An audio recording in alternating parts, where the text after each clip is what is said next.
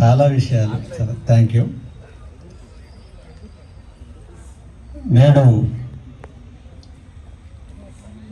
సావిత్రిబాయి పూలే జయంతి సందర్భంగా అందరికీ శుభాభివందనాలు తెలియజేస్తూ మనకు వేదికపై ఆసీనులైనటువంటి మన చీఫ్ గెస్ట్ గౌరవనీయులు పెద్దలు శ్రీనాథ్ ఎస్సీ గారికి మరియు రాష్ట్ర తెలంగాణ విద్యుత్ బీసీ ఉద్యోగుల సంక్షేమ సంఘం రాష్ట్ర ప్రధాన కార్యదర్శి ముత్యం వెంకన్నగౌడ్ గారు మరియు రాష్ట్ర నాయకత్వం బ్రహ్మేంద్రరావు గారు, అశోక్ కుమార్ గారు, ప్రేమ్ కుమార్ గారు, అదేవిధంగా వేదికపై ఉన్నటువంటి డివిజనల్ ఇంజనీర్స్, తర్వాత ఆఫీసర్స్, మిత్రులందరికీ, మీడియా మిత్రులకు, ముఖ్యంగా ప్రేమ్ కుమార్ గారు సంగారెడ్డికి రావడం అతి కొద్ది కాలంలోనే, గతంలో ఎందుకంటే వారు ఇక్కడ పనిచేసినప్పుడే మన మహాత్ముల విగ్రహాలు పెట్టడం జరిగింది. వారు సదాశివపేటలో కూడా పెద్ద పూలే విగ్రహం కూడా ఆవిష్కరించడం జరిగింది. వాళ్ళకి ఎందుకంటే పేబ్యాక్ సొసైటీలో ఇది ఒక భాగంగా మనం ఎందుకంటే విగ్రహాలు పెట్టడం వల్ల ఏం చేస్తారంటే ఆ విగ్రహాలను మనము ఎవ్రీ ఇయర్ జయంతుల సందర్భంగా, వర్ధంతి సందర్భంగా సత్కరించుకోవడము, వాళ్ళ యొక్క జీవితం, వాళ్ళ యొక్క చరిత్రను, వాళ్ళ యొక్క సిద్ధాంతాలను మనం ఒకసారి అవపోసన పోసుకోవడానికి, రివ్యూ చేసుకోవడానికి ఒక అవకాశం ఉంటుంది. ఇంత మంచి మీటింగ్ని ఆర్గనైజ్ చేసినటువంటి మన తెలంగాణ విద్యుత్ బీసీ ఉద్యోగుల సంక్షేమ సంఘం అధ్యక్షులు దత్తాత్రేయ గారికి, మరియు జిల్లా కార్యదర్శి బాలకృష్ణ గారికి, మరియు జిల్లా కార్యవర్గ సభ్యులకు, మరియు రాష్ట్ర కార్యవర్గ సభ్యులకు, వేదికపై ఉన్నటువంటి పెద్దలందరికీ, మరి సోదరులందరికీ కూడా మరొక్కసారి సావిత్రిబాయి పూలే వారి జన్మదిన సందర్భంగా శుభాకాంక్షలు, శుభాభివందనాలు తెలియజేస్తూ మనకు అంటే చాలా అంశాలు నిజంగా కూడా చాలా సంతోషంగా ఉన్నది. చాలా మంచి పాంప్లెట్ని సావిత్రిబాయి ఈ దేశానికి సేవ చేసినటువంటి ఘట్టాలను, వారి యొక్క సిద్ధాంతాలను తెలియజేసినందుకు మంచి పాంప్లెట్ చేయడం జరిగింది. ఇక పెద్దగా కొత్తగా నేర్చుకునే అవకాశం అనేది వీళ్ళు కల్పించలేదు.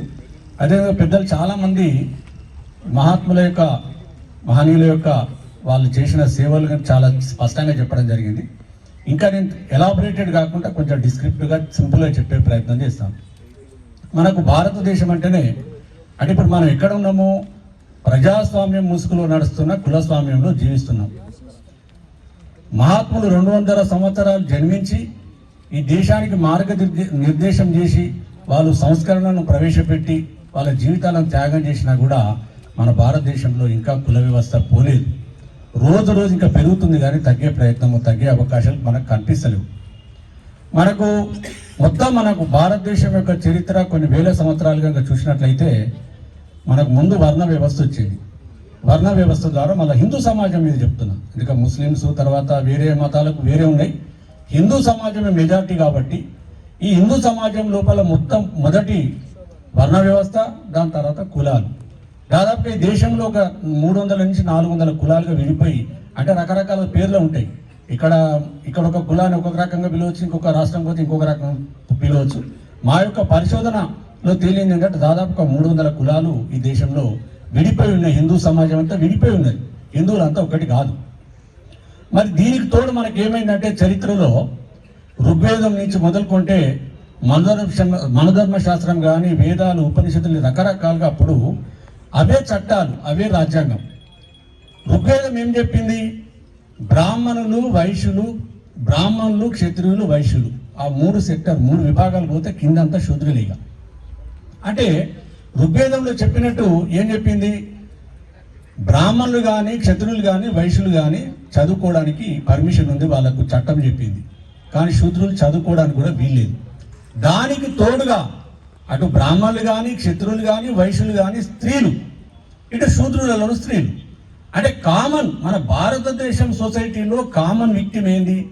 మహిళలు. అటు బ్రాహ్మణులు కానీ, వైశ్యులు కానీ, శూద్రులు కానీ, ఇటు ఎవరైనా కానీ మహిళలకు చదువు అవసరం లేదు, చదువుకోకూడదు అనేది ఆ రోజు చెప్పినటువంటి రాజ్యాంగం.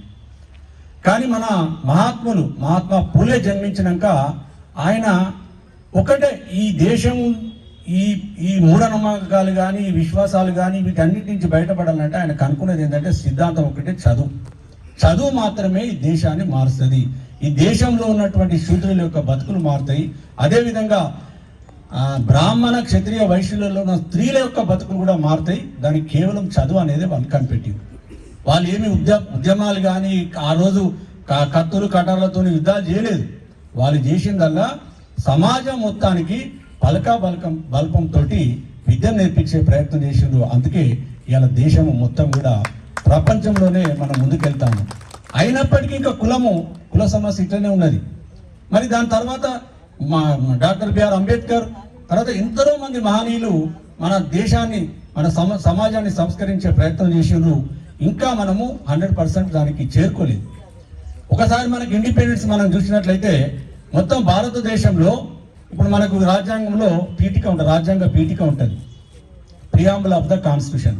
ప్రియాంబుల్ ఆఫ్ ద కాన్స్టిట్యూషన్ ఏం చెప్తున్నది? Equality, social justice. అవి మనకు రాజ్యాంగంలో కనిపిస్తలేవు.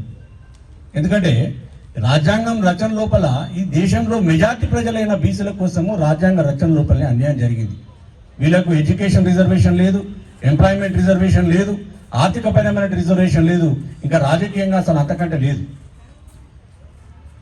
తర్వాత కొన్ని సవరణల ద్వారా ఫస్ట్ విద్యలో ఉద్యోగాలలో రిజర్వేషన్లు వచ్చినాయి. దాని తర్వాత గ్రామ పంచాయతీ లోకల్ బాడీస్లో రిజర్వేషన్లు వచ్చినాయి.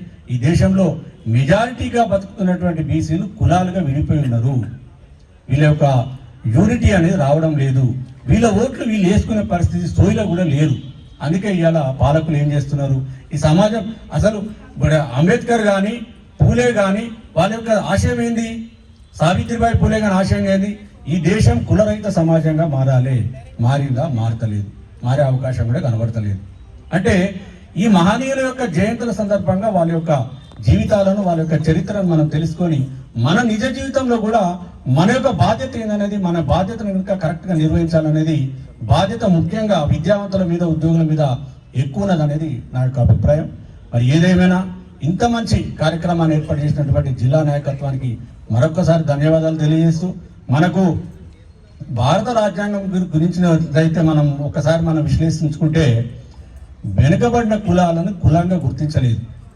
వీళ్ళకు ఉద్యోగ, రాజకీయ, విద్య, ముఖ్యంగా రాజకీయ రంగాలలో వీళ్ళ యొక్క భాగస్వామ్యం లేకుండా ఉన్నది.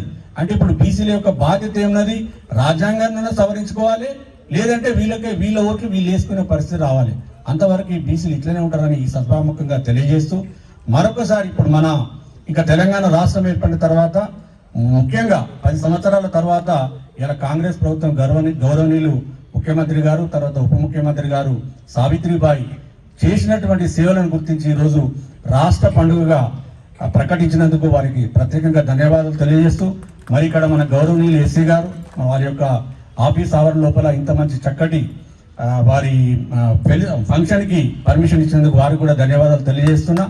మరి ముఖ్యంగా మన విద్యుత్ సంస్థల గురించి వస్తే అంటే చాలా విషయాలను మాట్లాడవచ్చు. ఇప్పటికే చాలా కాలాతీతమైంది.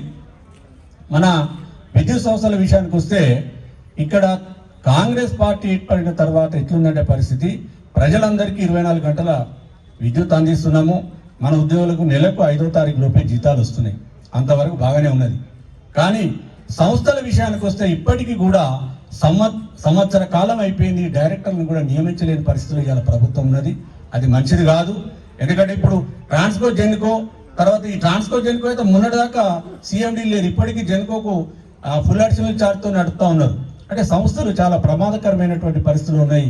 ఇవాళ ప్రభుత్వాలు, గత ప్రభుత్వాలు కానీ ఈ ప్రభుత్వం కానీ విద్యుత్ సంస్థలను వాళ్ళ రాజకీయ అవకాశాల కోసం, వాళ్ళ రాజకీయ అవసరాల కోసము ఈ సంస్థలను నిర్వీర్యం చేసే ప్రయత్నం అయితే జరుగుతూ ఉన్నది.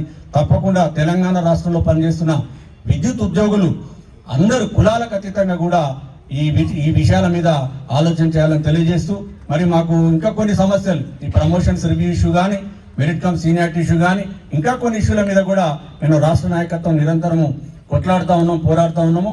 అదేవిధంగా తెలంగాణ విద్యుత్ బీసీ ఉద్యోగుల సంక్షేమ సంఘానికి ప్రతి ఒక్క బీసీ ఉద్యోగి కూడా సపోర్ట్ చేసి మాకు వెన్నుదన్నుగా ఉండాలని తెలియజేస్తూ ముగిస్తున్నాను. Thank you.